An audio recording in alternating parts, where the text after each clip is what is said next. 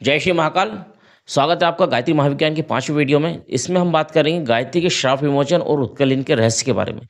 गायत्री मंत्र के ऊपर श्राप लगा हुआ है, श्राप लगा हुआ है, ऐसा बहुत से वीडियोस में आपने बहुत सी जगहों पे देखा होगा, लिखा कि गायत्री मंत्र पे श्राप है इसलिए फल नहीं देता है।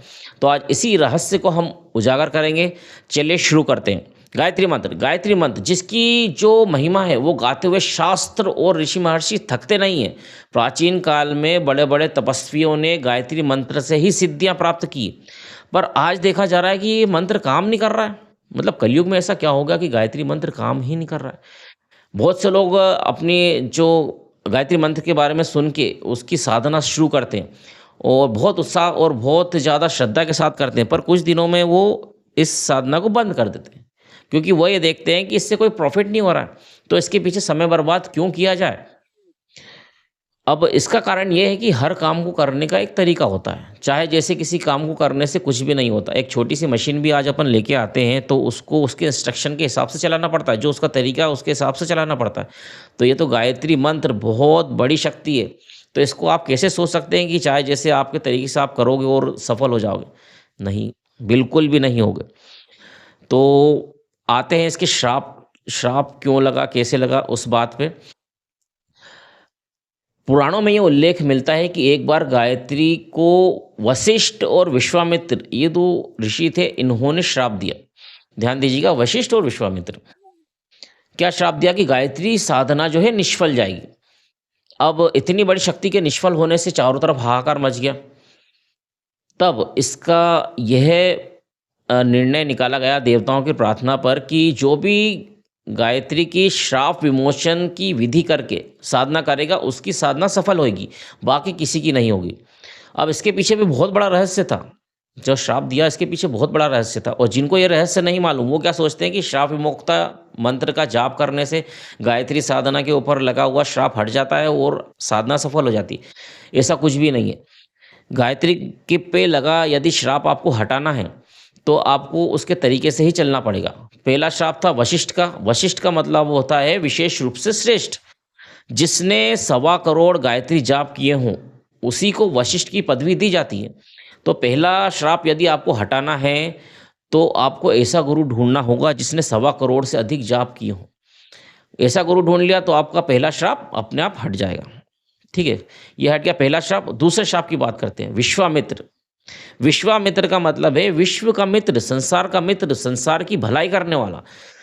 तो गुरु से वशिष्ठ भर नहीं होना चाहिए, है ना। 1.25 करोड़ जाप करा था जिसने, वो विश्वामित्र भी होना चाहिए। मतलब संसार की भलाई चाहता हो, संसार का अच्छा काम करे हो, उसने बहुत बढ़िया बढ़िया काम करे हो, तो ऐसा गुरु भी होना चाहिए। तो वशिष्ठ और विश्वामित्र, इन दो गुणों वाला गुरु यदि आपने ढूंढ लिया, उसने समझ लो गायत्री को श्राप से छुड़ा लिया। कैसे छुड़ा लिया? वशिष्ठ और विश्वामित्र के गुणों वाला गुरु ढूंढना है, बस। कोई मंत्र जाप नहीं करना है, आपको कुछ भी नहीं करना है, सिर्फ गुरु ढूंढना है। गुरु यदि आपने सही ढूंढ लिया तो आपकी गायत्री साधना जो है वो श्राप से मुक्त हो गई। उसकी साधना वैसा ही फल देगी जैसा शास्त्रों में वर्णित है। अब गुरु क्या करता है? गुरु का महत्व इतना ज़्यादा क्यों है? देखो, गुरु अपनी साधना से जो अपना आत्मबल अपनी जो बढ़ाता है, खुद का आत्मबल, उसको साधक मतलब जो उसका शिष्य है उसके अंदर धीरे धीरे, उसके अंतःकरण में धीरे धीरे प्रवेश कराता है। कैसे? जिस तरह से माता जो रहती है वो अपने पचाए हुए भोजन को अपने स्तनों में दूध बना के अपने बालक को पिलाती है और बालक उससे हष्ट-पुष्ट होता है। मतलब बालक सिर्फ दूध पी रहा है, वो सारा काम कौन? माता कर रही है। वही सारा काम करता है गुरु। गुरु अपनी साधना से अपना आत्मबल, अपना आत्म तेज बढ़ाता है और उसको अपने शिष्य के अंदर प्रवेश कराता है। सारा पथ प्रदर्शन, मतलब सारा जो भी रास्ता है, किस तरीके से साधना करना है, क्या नहीं करना है, वो सब गुरु बताता है। तो गुरु का महत्व बहुत बड़ा है। गुरु एक से अधिक भी हो सकते हैं। जैसे यदि आपका कोई गुरु अभी है तो आप दूसरा कोई गुरु भी बना सकते हैं। श्री कृष्ण ने संदीपनी आश्रम में संदीपनी गुरु से गुरु दीक्षा ली, और महर्षि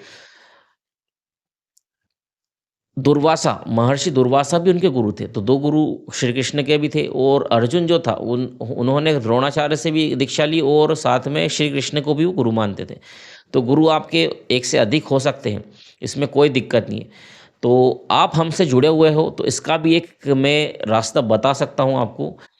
यदि आप चाहें तो इसको मान सकते हैं, बाकी आपकी इच्छा। तो गायत्री को श्राप मुक्त कराने के लिए इस ऐसे गुरु की ज़रूरत है जो वशिष्ठ और विश्वामित्र दोनों के गुण वाला हो। तो ऐसा गुरु है पंडित श्रीराम शर्मा आचार्य, गायत्री परिवार के जो संस्थापक हैं पंडित श्रीराम शर्मा आचार्य, उनको आप गुरु मान सकते हैं, क्योंकि उन्होंने गायत्री की बहुत ज़्यादा साधना भी करी है, 1.25 करोड़ से अधिक जाप किए हैं और साथ ही विश्व का कल्याण भी किया है और आज भी करा है। गायत्री परिवार आज किसी परिचय का मोहताज नहीं है। भारत के अलावा 72 अन्य देशों में इसकी संस्थाएं काम कर रही है। हर ज़िले, हर तहसील में इनके मंदिर आपको मिल जाएंगे। तो ये इतना बड़ा परिवार किस शक्ति से चल रहा है, आपको अंदाज़ा भी नहीं है उस शक्ति का। आज एक छोटे से परिवार को चलाने में बिल्कुल मतलब हालत ख़राब हो जाती है, और इतना बड़ा परिवार किस शक्ति से, कौन चला रहा है इसको? गायत्री, गायत्री, गायत्री की साधना, पंडित श्रीराम शर्मा की जो साधना है वो इस परिवार को चला रही है। तो यदि आपको गायत्री की साधना को महसूस करना है तो आप शांतिकुंज हरिद्वार जाके इस साधना को, इस शक्ति को महसूस कर सकते हैं। और गायत्री को यदि श्राप मुक्त करना है तो पंडित श्रीराम शर्मा आचार्य को अपना गुरु मान सकते हैं। यदि और कोई गुरु है तो आप उनको मानिए, कोई दिक्कत नहीं है। पर एक मेरे को एक आपको वो देना था ऑप्शन कि यदि आप इनको मानते हैं तो भी आप गायत्री का जो श्राप है उससे मुक्त करा सकते हैं गायत्री को, और अपनी साधना में आगे बढ़ सकते हैं। फिर आपको कोई टेंशन नहीं रहेगी, आपको सिर्फ गायत्री मंत्र का जाप करना है नियम से, सिर्फ वो करिए और आपकी साधना सफल होगी। तो ये था गायत्री का श्राप विमोचन और उत्कलनी का रहस्य। तो वीडियो कैसा लगा कमेंट में ज़रूर लिखिएगा। कोई भी सवाल है आप हमसे पूछ सकते हैं।